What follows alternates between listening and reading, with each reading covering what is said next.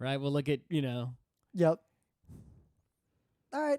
I went live, so I guess we can do our first GeekNights. It's like if they chose to build Space Shuttle, how fast would they accomplish it? All right, how fast would anyone else accomplish it? That's one thing Civ 5 did you really well. You just win now, even though it's 18-something, because you've just conquered enough world. With the general. With the culture victory in Civ 5, we cool thing it did, project you to be the best. It actually would show you on the screen, if you were like on the track to winning, it showed you a countdown for each Civ of number of turns at the current rate until you just win. And then you could like do things to make that number go down. Right. But it's like they should just project, right? And then have like a margin of error on the projection. Be like, if things continue as is, this player will win this far away. There's a graph. With this much certainty. There's a bunch of graphs and equations for that in characteristics of games that I found when I was looking for charts to use in our new panel for Unplugged. So they could just be like, well, in this Civ game with, more than 95% certainty, you're going to win in less than this number of turns by some victory condition. You just win now. Yep. That is the victory condition. But that effectively just moves the real victory condition forward in sort of an infinite recursion. Yeah. Of like, oh, well, if that's the victory condition, you'll achieve that in X turns. Well, you'll achieve that, in X, and you'll achieve that. Well, you know what that comes down to? It comes down to Richard Garfield's idea of the bushiness of a game. You remember that chapter? All right. Let's do this. Let's do the first GeekNights in a while. There's already someone watching the stream. Go away, someone. Only one person, though, because we haven't done it in a while. And I don't see... Oh, here's the share button. I guess I'll share this to Twitter really quick. Why not? All right, it is shared. We're already live. I'll just do the opening bit and let's go. It's Monday, September 30th, 2019. I'm Rim. I'm Scott. And this is GeekNights. Tonight, we are back from a kind of long hiatus to bring you the global positioning system. All right, I guess let's blow our load on opening bits. So, we had a hiatus because of conventions and travel and all this stuff. And then we thought PAX, that was already beginning of September. It's already it's already October, like tomorrow, right? And this is already the season where traditionally we tend to have a lot of disruptions to GeekNights. But as you may have heard or noticed, we had a much more significant disruption than usual because Scott has a new fancy apartment. I moved down the street. It took a while. I got a lot of nerdy shit. It's hard to move it. Moving sucks. When you were talking about moving, I literally was having flashbacks to us trying to get out of Beacon from the movers. It's pretty easy for me. Yeah, but well, you hired 3 shady Russian dudes, Eastern European dudes. Yeah, they weren't Russian; they were Georgian. Right. But I hired Fancy Moving Company. Yeah, it was much more luxurious. But if and when I ever if I hadn't have hired that Fancy Moving Company to do this move, I would have been fine. If I ever move again from this apartment to anywhere, even like in the same I can building, recommend the Fancy Moving Company which you use. No. They were great. I was looking at the prices for this. It's not as expensive as I expected, but it is expensive. To pay a moving company that doesn't just move the stuff you packed, they come into your apartment, pack everything. Oh yeah, no, the one that we hired and unpack it all according to your specifications while you're on vacation. So the one that we hired offered those services. We did not pay for the pack our stuff service, but basically when they showed up, my stuff was as packed as I could pack it. Yep. They came in and they basically packed it further of their own free will. It's amazing. Like, you think, oh, I did a good job of packing this stuff. Then you watch a professional take your shitty-ass packing job. It took me like a whole week to pack up what I packed. In an hour, they emptied my apartment of everything I wanted out of there. Yep. How long did it take us to move all our shit out of that truck into the house in Beacon? Like a day? Right. But anyway. That was just to get boxes from a truck. But yeah, no, that house. company that I hired would pack your stuff, right? Bring it, and then unpack it if you paid them more monies. Yeah, if I ever move again, I'm just going to leave my apartment and expect to come home to my new apartment. Yeah, they will do that for you. Yeah, moving sucks. I've stayed in this apartment for almost 10 years. I don't plan to leave anytime soon because it is rent stabilized. So there is a ton of news a ton has happened in the tech world, in the world. We basically have a huge pile of stuff, and we forgot most of it because when we open up our computers to say, what are we going to talk about today, all the websites have recent things, and unless you tag and save a whole bunch of older things... Which we do not do, because as you know, Geek Nights I is do a it. show. I do it a little bit.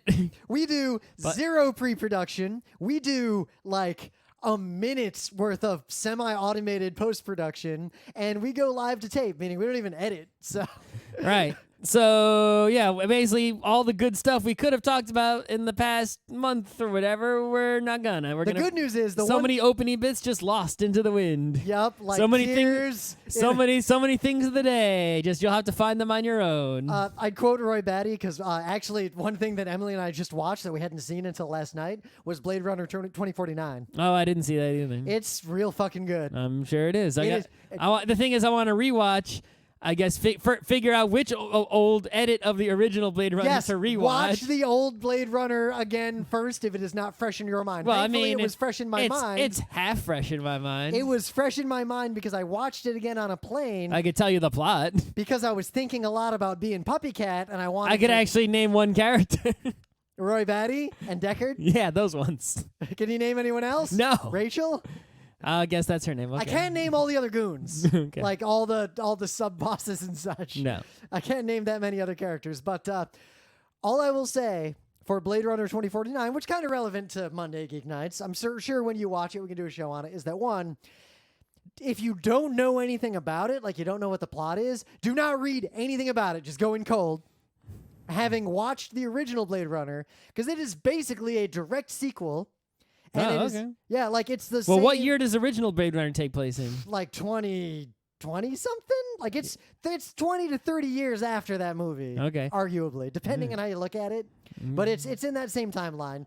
2, it basically has 3 acts because it's 3 hours long. Oh, that's my kind of movie. Yeah, it is. It is long and slow in the way that you will love. Yeah, give me that long fucking movie. 3, it is in every conceivable way a worthy successor to Blade Runner without just being Blade Runner again.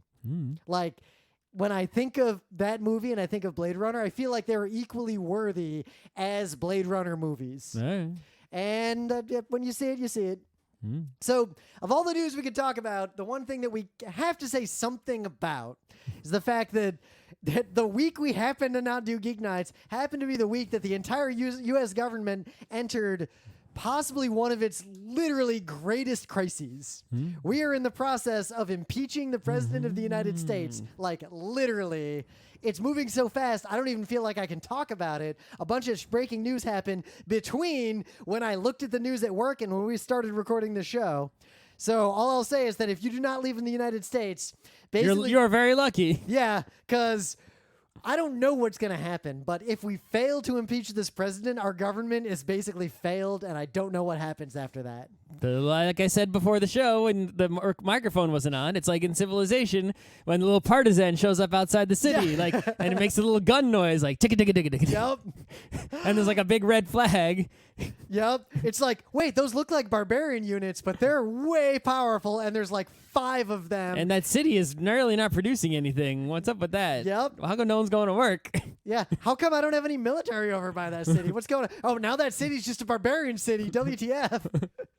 But the way New York, the barbarian city. The way this goes down, and I'm also kind of aiming this at Americans because I've realized that most people don't actually know how impeachment works because it hasn't happened that many times. I knew how it worked since 8th grade when we read the Constitution and had enough brain to understand it. Our government has 3 co-equal branches, and one of those branches has 2 co-equal bodies that have subtly different mandates and responsibilities. So in our Congress, we have the House and the Senate. The House is responsible for, and this is like... You know, you talk about, like, what are the powers of government and what's People up can for just look debate. this up. Do you really need to teach it to them? I feel like we do.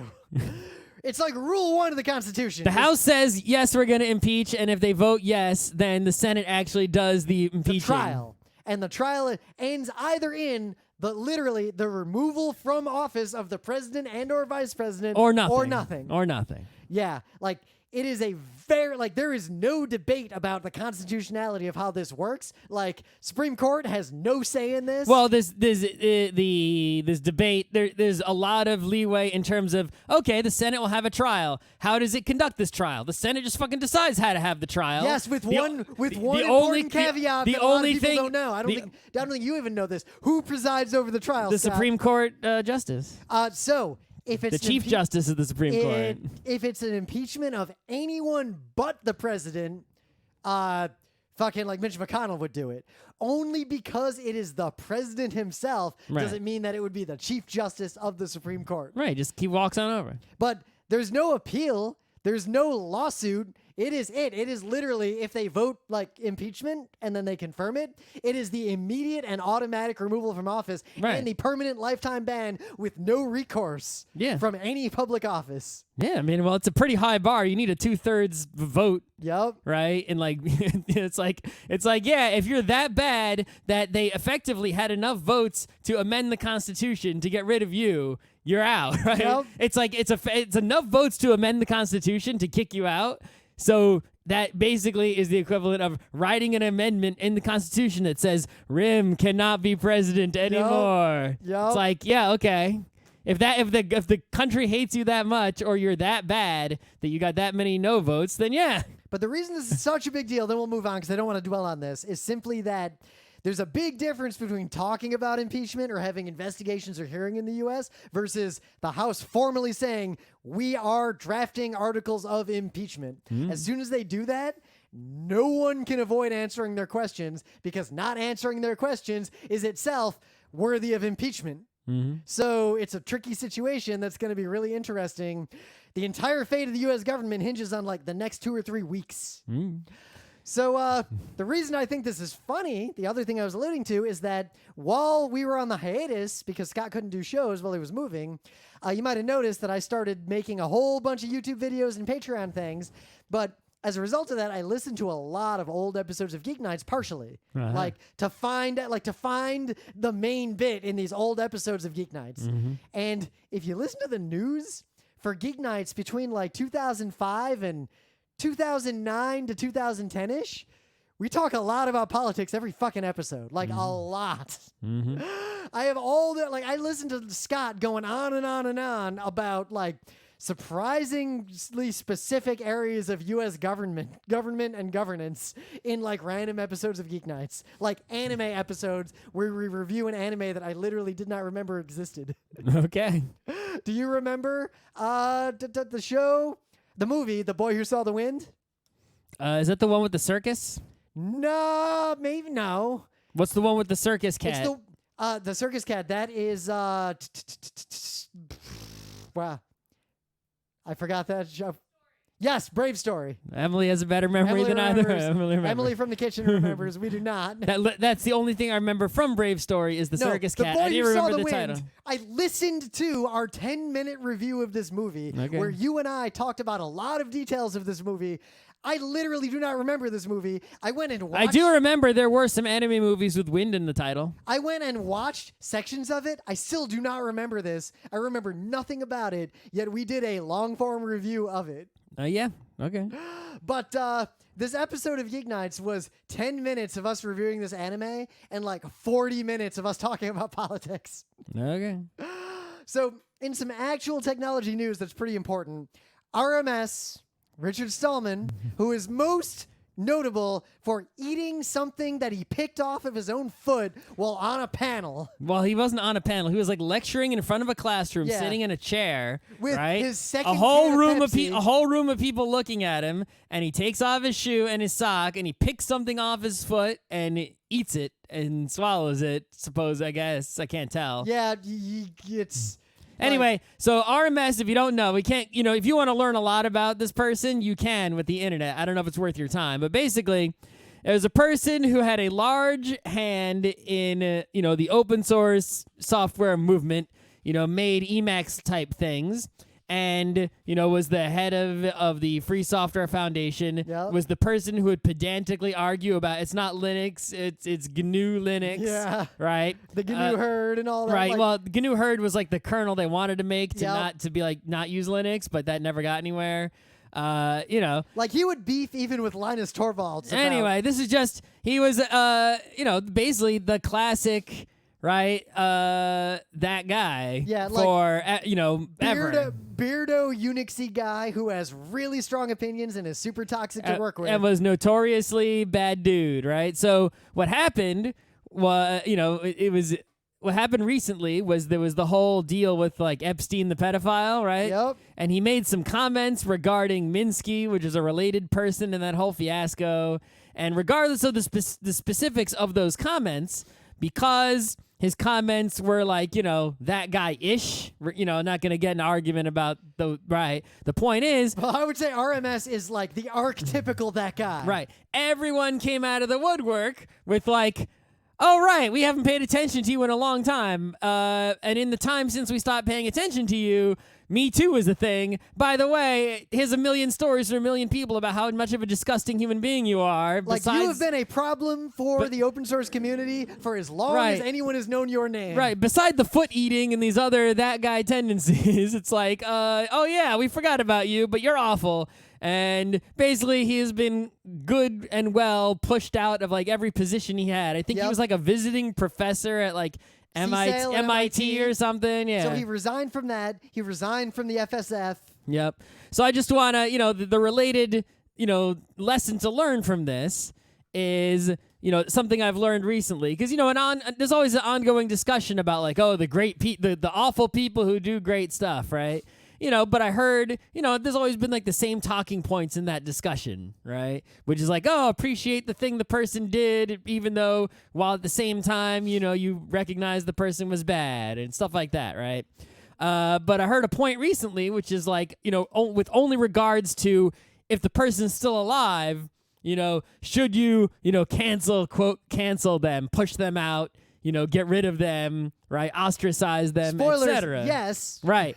But the reason that the argument, I think, undisputable argument for why you should do this is, you know, people will say, well, but wait, you're going to push this person out. You're going to miss out on, you know, this genius who's doing all this great work. You're going to, you know, even though they're an awful person, you're going to miss out on all the great stuff they do. If you kick that, you know, that pro athlete off your team, you're going to miss out on all their home runs. And it's like, yeah. But if that person is so disgusting and abhorrent, how many people are there that would be contributing and maybe coming to hit home runs for your team who will refuse to come because they don't want to play with that disgusting human being? Yep. How many people didn't go and write code at MIT or go into computer science because there's this disgusting RMS guy walking around eating shit off his feet, and that makes them go like, well, I'll go somewhere else. I don't need to be here, right? You're losing all those people. So whether it's art or technology or whatever it is, your field, right? Even if someone truly is a genius, which I don't think RMS really is. Nah. But, you know, if you have a person like that around, even if they are a genius, how many people are now not being around, right? Yeah, what would Linux on the desktop have looked like if, like, a lot more people with a lot more varied opinions were contributing to open source and weren't driven away by this shit? Right. So whatever he did, it's like, yeah, I think we would have been okay without this dude, and he was a bad dude, and we finally remembered, oh, yeah, that's a bad dude we ignored. So if you can think of any other dudes, right? Like for example, in the voice acting community, Vic, like, we're getting rid of him. Right, it seems like every time there's a story about a bad dude who needs getting rid of, it's always like, oh, yeah, if you would have just told me he was a bad dude, I totally would have believed you, right? No, it's like, you show me Richard Stallman. I don't even need any evidence to know. I just know because I know that dude, and then I can just tell he has that vibe. But it's like I sit here and I try to think now, and I'm like, I should be proactive and try to think, what dudes do I remember that give off that vibe? Yeah. Right? And it's like, I try to think of some, and it's like, I can't think of any, but we definitely didn't get them all. No. Right? It's like, so I want everyone to think real hard about dudes who give off a bad vibe, where if you heard in the news tomorrow that was a bad dude, right, that should be, quote, canceled, you would have been like, oh, yeah, obviously, that guy, yeah, yep. Right? But try to think of those dudes now so that we can cancel them faster if we just remember them. I just have shitty memory. I saw an anime I can't remember. I also can't remember a dude who gave off a bad vibe. Right? I need someone else to help me remember the bad dudes. So in some other technology news, if you haven't been following this, it is kind of a big deal. irrespective of your feelings on smoking, which is disgusting, and vaping, which is disgusting, and you can tell what our opinions are on these things. But there is a big problem going on with the vaping industry, and it's dangerous and it's killing people. Like, if you vape, I would suggest that you stop for the time being. Maybe talk to your doc. Like, if you're vaping nicotine juice because you're trying to quit smoking, like, talk to your doctor and figure out what you should do.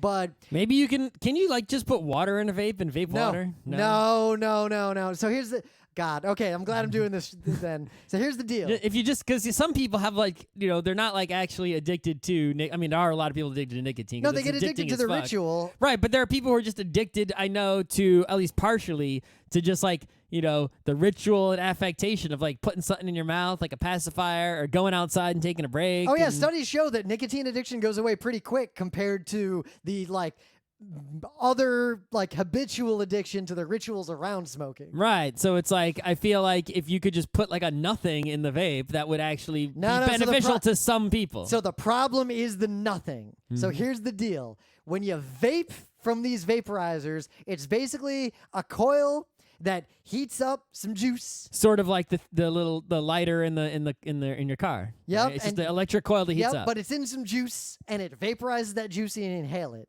It's not water vapor because for a lot of reasons. Well, but that would just electrify, like bzz, bzz. To heat water to the point that you get a vapor out of it. That's going to be too hot to just inhale into your lungs. Yeah, inhaling steam. Yeah, it's a bad idea. And if you made a cold vape, hello Legionnaire's disease. Okay, yeah, okay. Yep. Yeah. But also, you got to get the chemical that vapes at the right temp. But also, people vape either flavor or nicotine or THC.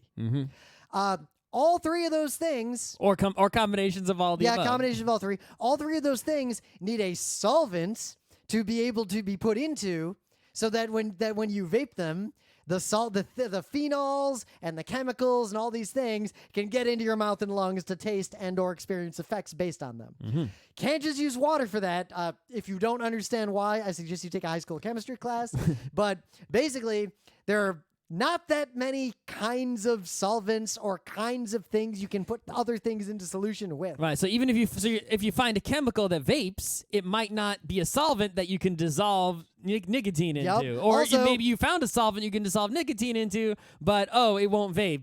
Also, those phenols or it has and other things problems. themselves, like say a phenol chemical that is cherry flavor, that is generally recognized as safe, meaning the FDA said, yeah, you can just put this in food, and there's really no evidence that it hurts anyone, so kind of go nuts with it. Yep. But that doesn't mean that it's safe to vaporize and inhale into your lungs. Yeah. Here's a specific example of that.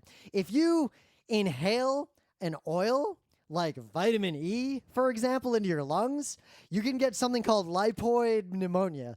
Lipoid? Yeah. Well, depending on I've already heard professionals pronouncing this both ways. Okay. But the deal is, because I mean, lawyers can't even decide if it's pled or plead guilty. Yeah. What about the original form of ouster and how that's actually the correct? It's not the ousting of, it's the ouster of, for reasons I don't want to get into. You didn't know that? I had not heard that one before. Really? How? That's like ouster is like front and center. Impeachment is an ouster.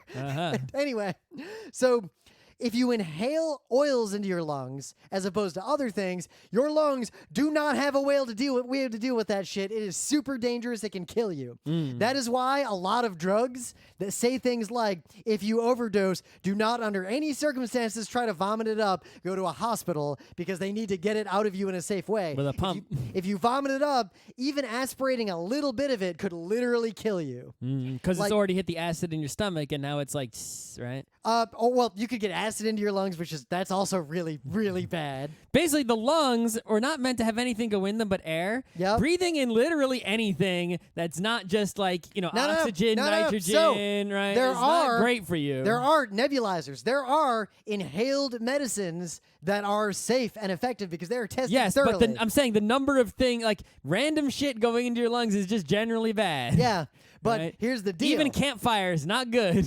So inhaling a lipid can fuck you up. Inhaling a lot of things can fuck you up. When I was a kid, I had asthma treatment where I had to inhale drugs with these very expensive medical devices that would nebulize the medicine, so I inhaled it. The average vape that some kid is using and probably buying bootleg carts for, not as expensive as that very expensive nebulizer, and probably not as safely designed and not as carefully regulated. So the deal is, we don't know what is causing these serious and deadly illnesses in people who vape or are vaping. But I can guess. It's not hard. Could it be the shit they're just breathing in from who knows what the hell it is? So here's the likely factors. One, lot of bootleg THC carts from China. Yeah, makes sense. Two, a lot of people who are vaping are hobbyists who are modifying their vape kits. That is not tested by anyone. Good luck, have fun. Don't fuck with your vape shit. I mean, people fuck with their bongs for decades, no problem. That's a little bit different because bongs tend to vaporize material from actual plant matter, which is highly unlikely to have propylene glycol and vitamin E and shit in it. I guess. Dude, the solvents themselves are often bootleg and dodgy. The processes involved can be bootleg and dodgy. And even a lot of these flavor chemicals, not really tested by the FDA to be deemed safe for inhaling. Or if they are ostensibly safe for inhaling, the models used to test that probably don't cover Vape Lord who inhales like metric liters of this on an hourly basis because they're vaping that's constantly. something else that people don't realize, right? Let's say that the FDA discovers that chemical X, right, is safe as long as you have less than, I don't know, a milliliter a day. Yeah. Right? It's as long as you have less than a milliliter a day, you will face no harm. So if you got what they do is they say, okay, that means you can put chemical X in food. However, the amount you can put in food is not a milliliter. The amount is like a milliliter divided by like 1,000 or something. Well, it's because combinations of your body weight, your no. metabolism. I'm saying the limit that the regulators will say. Right? It's like, oh, it's safe to have a milliliter of this per day. So they don't say, okay, put a milliliter of this in your milkshake. They say, no. You can put 1/1000th of this in your milkshake because somebody could theoretically have a milkshake with the chemical, eat a cake with the chemical. Well, like lead. Right? The level of lead that starts to cause problems, pretty low. The maximum lead that's allowed to be in anything, not that much higher than that. But still, there is a difference. You still don't want any lead. No amount of lead is safe. Right, but They're I'm saying is that below when this there line, is it's negligible enough. Right, but I mean, even things that are super safe and like you could have a gallon of this a day and be fine, they still make the legal limit in a food a fraction of that. Don't go buy concentrated cherry flavor phenols and just drink them. Because you could be, having so many different foods in a day, and that thing could be in all the foods. So you need the sum total here's an example. Needs to be less. So for the vapes, it's like, okay, the one vape is fine, but you vape 20 times today. But that's if they're not cutting the fraction small enough. Or like case in point, a lot of vape models assume people are puffing into their mouths like you would with a hookah. And like having the flavor and not like fully inhaling it into their lungs. But then you watch some kid vape lord and he fully inhales into his lungs and blows out a giant dragon cloud. Those are very different use cases. That's like the difference between drinking liquor from a shot glass and a pint glass. Or the bottle. Yeah, or the bottle. Or the tap. So, or one of those summer break things with the hose. This shit is not as regulated as you think it is, and I highly suggest you do not vape anything from a solution until the real regulatory frameworks are in place, which is going to take 2 to 3 years. That is my advice to you. And if you're a connoisseur of nicotine or THC, I recommend you consume them in more traditional routes for the time being. Or not at all. Oh, yeah, not at all is a fine option.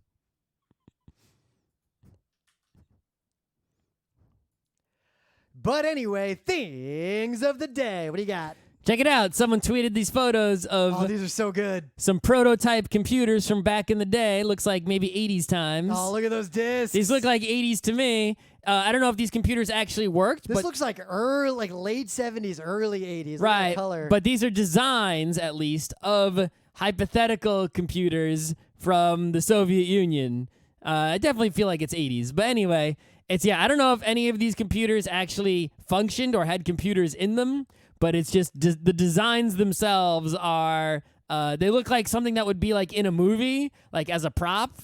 like a movie about like Tron or something, right? Yep. But no, these were actual designed, manufactured prototype like computers from the Soviet Union, and I don't see why. Like, why wouldn't you just make a brand new computer that looks just like this? We totally can I now. would love a laptop that looked like this. We totally have the technology to make any of these now, no problem. Yep. So Except it's like I do want a QWERTY keyboard, but otherwise you don't want the Cyrillic keyboard, No, I don't want the this. Cyrillic grid keyboard. Yeah, this grid is my And you don't want the problem. telephone part either.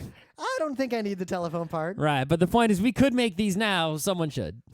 Yeah, I would love to just, even if it was just like, you know what I'd love to, you know what, here's your mission. If you're the kind of person who goes to like the Penny Arcade Expo and you hang out in the bring your own PC area, I want to see a BYO PC that looks like this shit. Good luck. If you make this, tell me. So, real brief thing of the day to do a non-technology thing. There's a character that has appeared in more Disney things than you realize and is in the most recent DuckTales. Most people know this character either from the most recent DuckTales or from the Three Caballeros. But this is the character Jose, who is that green parrot guy from Brazil. This is the evolution of that character from early concept designs, basically in chronological order of every appearance in Disney media. Mm-hmm. I like these kinds of videos are my jams, and this character is not that commonly known, and I like this character a lot, probably mostly for nostalgia reasons, but it's a pretty well put together video, especially considering how relatively obscure these sources are in some cases. Mm-hmm. In the meta moment, GeekNights is back. The book club book is currently The Tale of Genji. We're both reading it. It's gonna be a while. I stopped reading it, and it's long. God damn it, Now I'm gonna Scott. start. God damn it. I'll start reading it again. I'm not gonna read anymore until you tell me you're reading it again. I mean, I'm busy unpacking every time I go home. Yeah, but we're going to read The Tale of Genji, and we're going to talk about it. It's spicy tales of court drama and romance. The first novel ever, period, ever. The first one. The first one. Not the first story. There's like, Gilgamesh is older, right? But it's the first novel. If you saw us from PAX, our panel, the new one with actually a pretty new list of games, the 40 games you must play is on YouTube. But a new thing, while Scott was on hiatus, I'm going to continue to do. I know there is an appetite out there for this. So if you subscribe to the GeekNights Patreon, even if you don't pay any money, the feed there will have this. There's a main bits feed now. And I am taking old episodes of GeekNights where our main bit was interesting or notable as a topic, and I'm extracting it from the episode because you might want to hear our review of, say, Neon Genesis Evangelion from like 2007, but you don't want to hear us talking about 2007 era, what did you do today in Beacon? And what is the anime news from Otakon? Like, you just want the review. So I'm taking all these main bits. I'm focusing on board games and anime. Anime is the new one. I'm making a YouTube feed and I'm making a Patreon feed for all these main bits. Mm-hmm. And I see people watching them. So I've already put up our Evangelion review, our Evangelion final thoughts, our Big O final thoughts, and our review of that movie that neither of us remembers at all, The Boy Who Saw the Wind. Okay. So once I've got my new apartment set up, I have the Fios now with the really good upload, so I'll be able to stream and upload to YouTube much more easily, and I'll have new furniture and more space to make it much more conducive to film things in general. So that's a few months out. Things like GeekNights Presents Utena, things like a new thing we're working on that isn't really shit talk because we're fucking doing it because it's too close to our wheelhouse, and while it is going to be a lot of work, it's a lot less work to do this kind of thing being the kinds of people that we are. Do we really need to have secrets? It's like, is anyone going to steal our shit? No one is capable of doing this but us. That's right. But stay tuned because I want to do like an episode of it first and like work out the pipeline. Anyway. So the next convention is PAX Unplugged. Oh, baby. Is coming up. So here's the deal. It's like a month away? No, 2 months away? Yep. So PAX Unplugged is coming. We're going to be doing probably a panel or two and very likely at least one learn and play session. Because as you guys know. Well, play and win. Yeah. Learn and win. But if we get our way, we're doing a learn and win, learn and play session that is not one, not two, but 3 games in the same session. Oh, baby. I'm actually pretty excited about this. Okay. Because we used to have a lot of fun doing panels that were 3 mini panels in a row to do the ideas where we had 20 minutes of content, but we didn't have an hour's worth of content.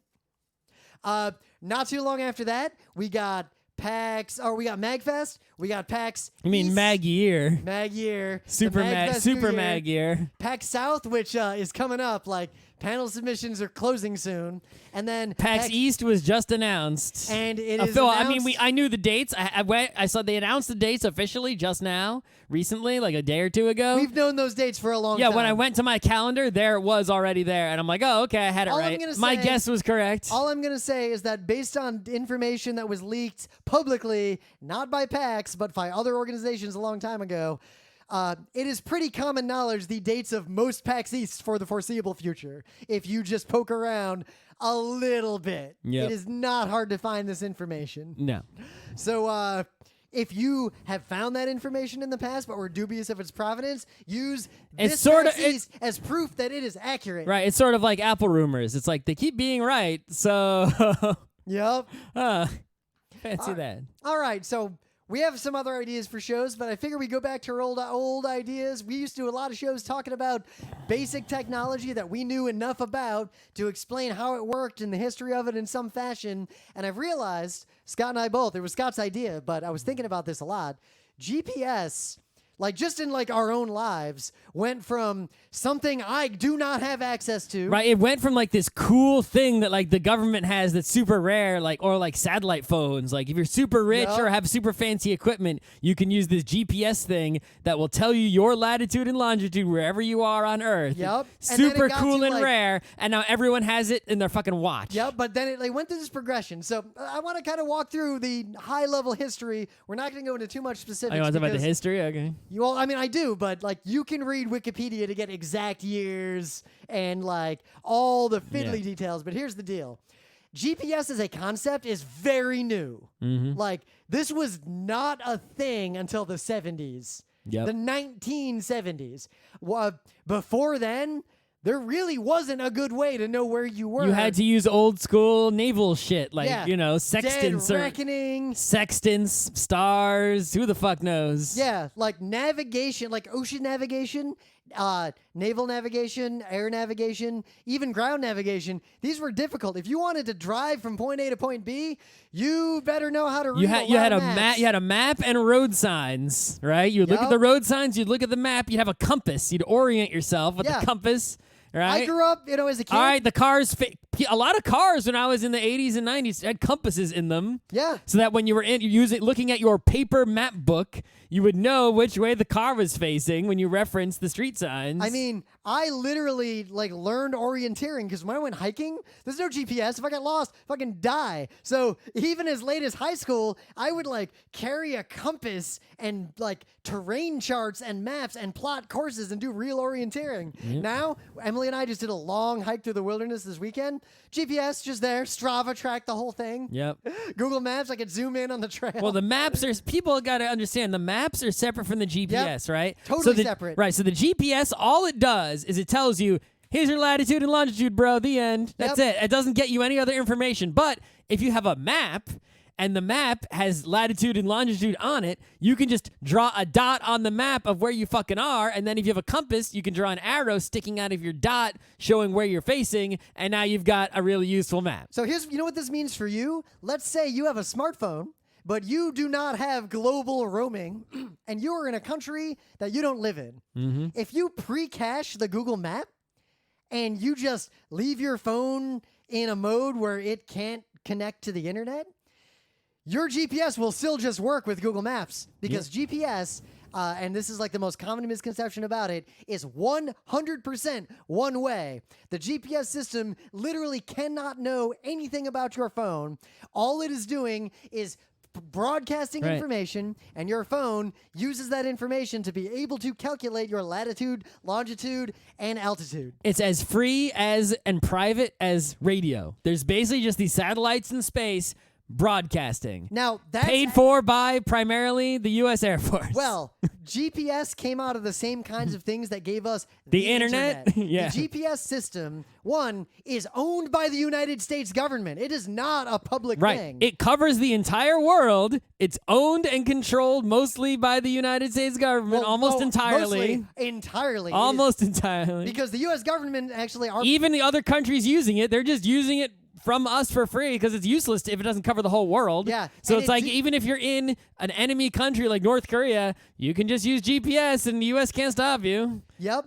Well, so the UPS can stop you because GPS, until the year 2000, was not really that usable for civilians. No. In fact, when it was invented, it was not usable at all by civilians. It got to a point later where degraded forms of the GPS, basically the GPS network, it's hard to explain how this works without getting into technical Oh, I can details. explain how it works very easily. No, but in terms of the selective availability idea, GPS satellites are up there broadcasting, but the technology to use that information was really only available to the U.S. military, and civilian receivers got degraded quality. They had much less accurate information. It was not until the year 2000 that went away, and the military grade accuracy is the same accuracy that you with your shitty smartphone can get. Yeah. All right, so here's how it works. It's really simple, When we right? ended a program called selective availability. Right.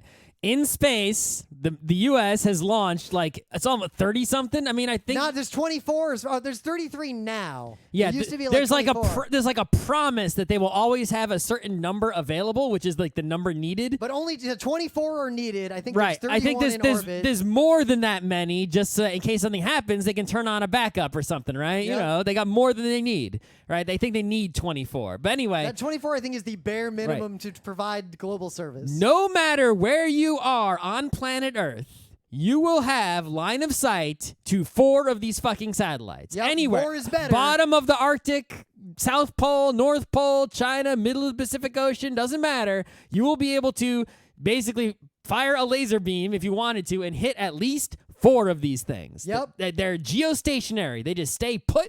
So if there was one directly above New York, right, it would always be directly above New York. It just goes around with the Earth. Now, I want to say that 6 is like the magic number for having faster sync and accuracy and whatever, but 4 is the minimum. With less than 4, GPS doesn't really work that well. So you turn on a little radio, right, basically, and you listen for these things because they're just shooting down at the Earth their signal, right? And they're broadcasting information that's basically just coordinates and timestamps and right. identifiers. They're just saying, I am satellite number X, right, and it is currently this time. And a little bit more metadata. Right, some metadata. It's not much. It's really a very small amount of data. Crazy simple. Right, you turn on your little radio, and your radio hears satellite. Oh, I'm hearing news. I'm hearing broadcasts from satellites 1, 2, and 3, and the times that they're sending me are this time, and this time, right? Let me do some math. And it does some math. And the math is really complicated. I don't understand it. Oh, I'm not going to try to explain I can it. explain what the math does I can without explain that explaining too. the numbers. So what the math does is, okay, satellite 1 is this far away from me. Satellite 2 is this far away from me. And satellite 3 is this far away from me, right? Well, I know that satellite 1 is hearable in this sphere. If you're anywhere in this... 4, to solve the equation, you actually do need 4. I thought you only need 3. So here's the magic, and I know this a lot because in the early days of smartphones doing this, smartphones were really shitty at it. So I had an app that would show me all the raw satellite data, and it was really cool. But basically, if you have 3 GPS satellites, it'll basically only be able to project your latitude and longitude, but to solve the equations, you have to assume that you're at sea level, meaning if you have 3 satellites and you are at sea level, your position will be pretty accurate. Like, it'll be accurate. but if you're up in the air, you need the 4th one? Yeah, right. So if you're high or low, your latitude and longitude will be wrong, but more importantly... But by such a small amount. No, by a pretty big amount. Okay. Or 2, your altitude cannot be calculated. Right. Regardless... Altitude's kind of important for a lot of reasons, so you need 4 satellites to actually solve the actual numbers. Well, because, if your altitude is different, your distance from the satellites will be different, Exactly. right? Which is what you're using to figure everything out. That's why your Strava, if you record a run, it actually shows your altitude over the course of the run. Anyway, so what happens is mathematically it says, okay, well, here's the sphere of coverage for satellite 1. Here's the sphere of coverage for satellite 2, right? Here's the sphere of coverage for satellite 3. They're this far away from you, right? So these 3 spheres, if you were this far away from the 3 of them, right, you would be in, and it sort of combines them all, and the intersection of all of that is where you are, right? And that's all there is to it. Yep. But the actual numbers math, the reason we're not talking about it is it's pretty complex. And to give you a sample of this, It may I mean, there's a lot of calculus involved, plus relativity is involved. That's the fun part. This is like literal relativity matters here. The fact that radio signals travel at the same speed, regardless of, in terms of your phone, regardless of how fast that satellite is moving, literally matters in these equations. Right. The satellite is in space. It has less gravity. Therefore, the time is off by a tiny bit. Right, I think like the time of the things in space is going a little. Is slow or fast. I don't remember. Right, but the point is the times need to be ultra precise. The newer nanosecond precision. Right, the newer GPS satellites have better atomic clocks in them, and therefore give better timing. Oh, there's more to it than that. But the point is, you need if you don't have accurate time on your device, you're not getting shit. Right? So to a degree, the cool thing about GPS is that for the calculations, it relies on all the timestamps from all the satellite data. Even if your phone's like local time is not super hyper, I don't want to say accurate, but it's not super precise because your phone's processor is not a real-time device. Right. But anyway, it has to account for the fact that the times coming from all those satellites are moving faster / slower, I forget, because of literally like right, E equals mc squared. So here's why the history of this is important. Theory of relativity. The internet and GPS are both things that were developed solely for military use that were so useful that the United States government graciously decided to let the world use them. Mm-hmm. The whole world. And today, like, GPS is a U.S. thing. So if you've ever heard of GLONASS, GLONASS is a completely separate parallel system that the Russians launched because the U.S. strategy today, the U.S. relies, like our military relies heavily on GPS. We have fail-safe systems to deal with, like, if GPS is disrupted. But yeah, they learn how to use a sextant. yeah, well, there's other things. I don't want to get it. I don't want to go off on a tangent, but the way nuclear warheads navigate is fucking insane, and they do not rely at all on GPS. Well, they got to go real fucking far. One of the ways they navigate is they have cameras pointed up that navigate based on the fixed positions of stars and images of them. What if they go a star? We have to update that if the stars go out. If a star blows up, if a bunch of stars blow up, and that happened at the right time in history to where a nuclear warhead is in the air at that exact moment that the light changes here, yeah, that might be trouble. But they also use I forget the term for this. There's like these mass maps of the Earth, like where there are gravity hotspots, and they also use that data. Because they have to be able to navigate based on first principles derived solely from the data they can collect independently on their own while traveling at high speed. Anyway, I'm digressing here. But so the Russians developed GLONASS. Europe still doesn't really have like its own GPS. If the US and Europe went to war, like Europe's just kind of effed. I think they're building something called Galileo. What's our strategy? Like encrypt the GPS in such a way that only the US military can use it? So we'll just we can basically turn off the signals that all civilian devices and all foreign devices use, and instead only the encrypted signals that only the US military can interpret can be used. I'm really generalizing because some of this is secret, and also I don't understand it that well. I mean, you can go to gps.gov and read all the public information about it. There's a ton of it. They even like show you the locations of the satellites, which models they are, what features they have. The old model was more like what you described, where basically the U.S. had this idea of selective availability, which meant we could degrade the quality globally. So if there was a war, the U.S. basically flips a switch and the entire GPS network goes to a degraded mode where the U.S. military still gets the hyper accuracy and everyone else's accuracy goes to shit. Right. All right. So let's talk about some GPS everyday life stuff, right? Yeah. So it is hard to express to you how radically civilian access to GPS changed the world. Right.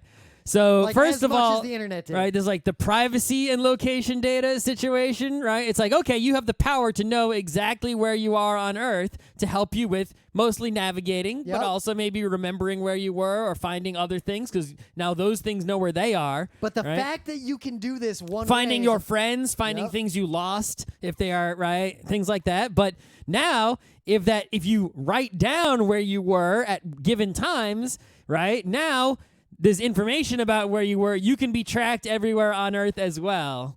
Yup. Even though the GPS system itself is completely private, it's just a broadcast.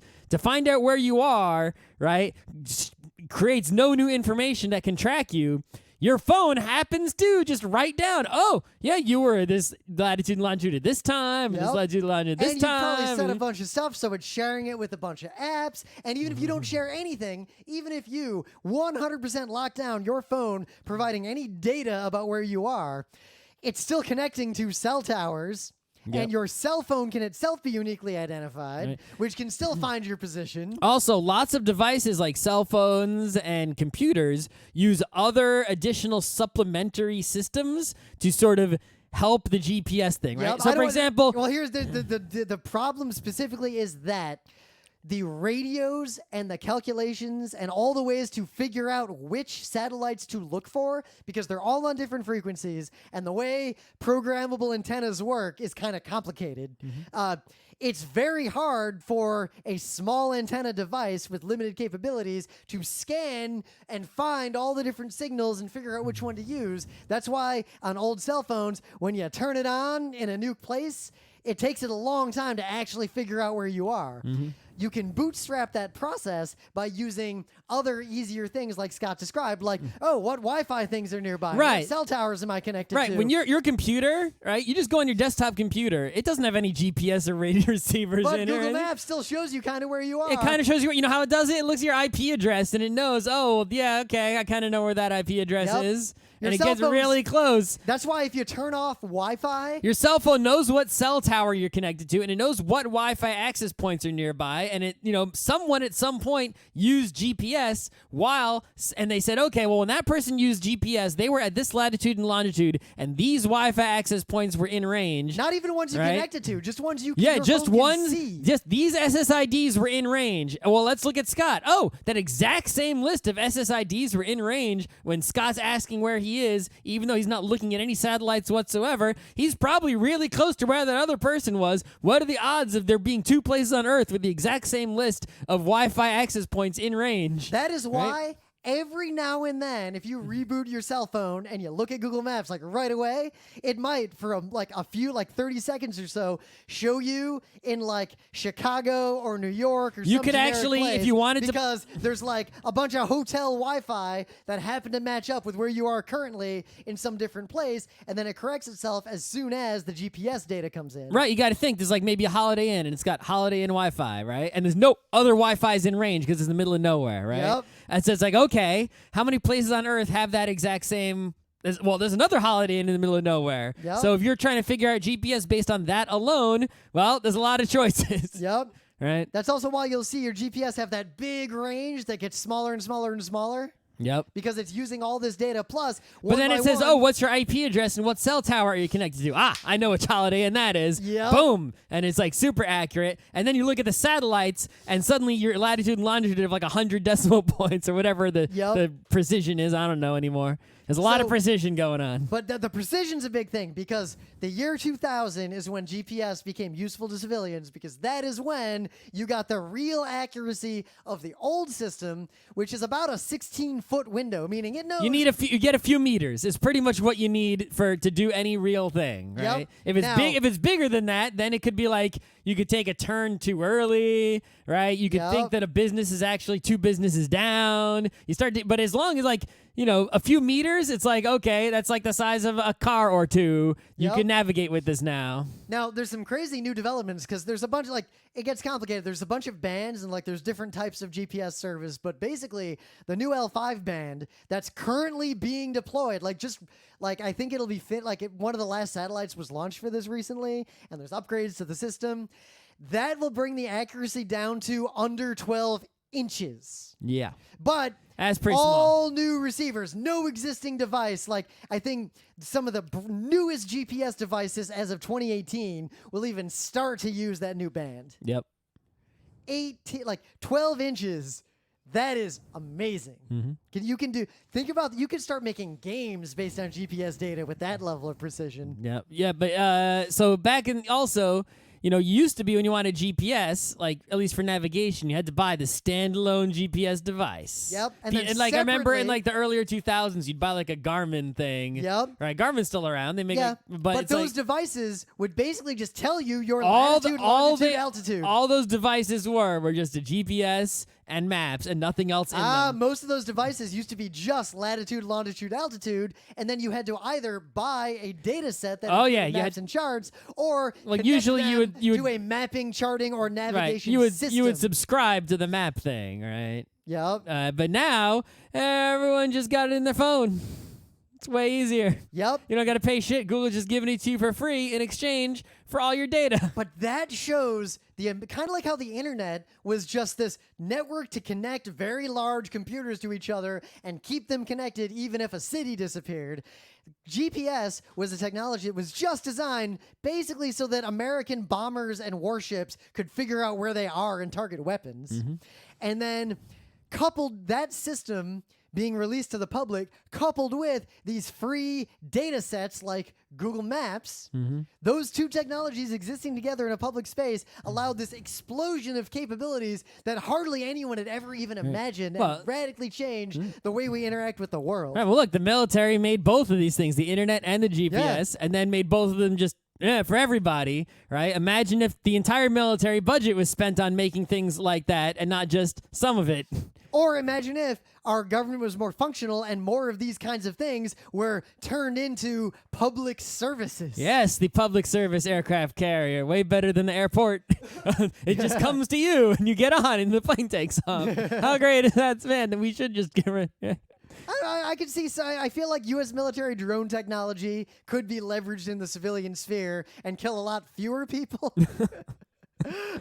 Yeah. Okay. But like GPS really is a big deal. I think what happened is that when it was really new, I think is when it was first made aware, when people first became aware of it and had access to it, it was amazing. And now people don't understand how it works. At least, I guess back in the day when it was new, the people who did have it did understand how it works, because it was only nerds who cared a lot. Yeah, like on my phone, it would take Right. my phone like 5+ minutes to actually get a GPS sync. Right. Like when I got my first smartphone. Right, but now it's like, yeah, there's still that those nerds still understand how it works, but there's just so many more users who don't. Right now, It has so many users who don't understand and don't appreciate. So there's this impression that like people forgot how it works, and it's like, no, it just has a bunch of users now that weren't users before, right? That don't know or don't care. They just take it for granted, and it's like you need to realize this is like a military project that you were using when you're like, how do I get to grandma's house? That relies on general relativity and Einstein's crazy theories that have been proven to have practical applicability. And unlike the internet, which has now been, corporatized and internationalized to some extent, at least DNS has. GPS has not. The U.S. military continues GPS to run it. is all those satellites are launched by the Air Force from an Air Force base on an Air Force rocket. Right, that huge military budget. We're like, oh, the military budget is so big. Well, some small portion of that is putting all the satellites up there. Go to the Wikipedia page and look up the emblem for the U.S. Air Force 50th Space Wing. Their icon it just says Master of Space, and it's like a griffin. Yeah. See, that's the thing, is if I could sign up for the Air Force and be guaranteed to be in that section only and not have to kill anybody, right? Then I might be okay with that. Yeah, but Maybe. you're indirect. I mean, GPS. Maybe. GPS existed. Yeah, I know. Indirectly first and killing. foremost to allow our weapons to be able to more effectively kill the right people at the right Yes, time. you would say, blow up when you are in this place, which is the enemy city. How will I know when I am in that place? Well, we have launched 30-something satellites that will help you figure out when you're in the right place. So when your latitude is X and your longitude is Y, blow the fuck up. So the key takeaways here are, one, the whole private military, like hidden military secret project to public service, that is a pathway we need to exploit more. 2, GPS is fucking amazing, and I don't think you understand how new it is. And 3, it is one way. GPS itself is literally a one-way thing. The GPS system cannot track you. Right. You can get a GPS device that will tell you where you are, and if it's not a cell phone, it won't tell anyone else where you are either. 4, if there ever is a serious major war in the world, GPS will probably be turned off for a period. For at least for us. For everybody except the U.S. military, unless and maybe NATO. or anyone who has stolen military GPS devices. Yep. And you're probably gonna need like codes to enter into them or something to like turn on the secret mode or some shit. Yeah. Who knows how they work? We don't know. It's secret. I do also imagine that a lot of military things will use a lot of first principles navigation techniques that are super classified. Well, they still make everyone learn them. Yeah. I mean, if an aircraft carrier is out in the ocean and GPS goes down, they still got to fucking be able to navigate. And you know what they're going to do? They're going to bust out sextants and shit and radar. Yep. Compasses. Like, ship captains still know how to navigate. They got an aircraft stars. carrier. They can have a plane take off and look around. When I was doing my kid space camp stuff, I learned how to navigate an airplane using all that old technology and dead reckoning and airspeed stuff. I know how to navigate an airplane. You have a compass and you look out the window and you say, "What's that down there?" Oh, all right, what's that down there? That looks like my map. What's that down there? Blue ocean in every direction. Oh, fuck me. Where's the aircraft carrier? Time to go back. Do you know how in World War II, before we had any of this shit, do you know aircraft found their way back to aircraft carriers? They sent a smoke signal or something? Flags? I don't know. It's actually really fascinating. They blew a big horn. So they flashed a light at him. Depending on what year it was, the answers ranged from "it better not have moved" to "good luck" to "they're gonna turn their lights on. I hope you guys are close enough." I eventually guessed the light method. Yep. To everybody landed on a different aircraft carrier because fuck me. Or I don't go back to the aircraft carrier. I back to land somewhere. I land where I go. I fight until I run out of fuel or die, and then get out. I crash in China and try to make my way home on my own. Russian space. When radar appeared, it turned into they will point radar in the direction of the target, and the planes will follow the radar back. But guess what? Anyone can follow that radar back. Oh, I followed it back to the enemy base. Yep. Oopsie. Well, I guess I'm here. I can drop a bomb on it, but then what? Then I'm in trouble. All right, I think that was a pretty good show.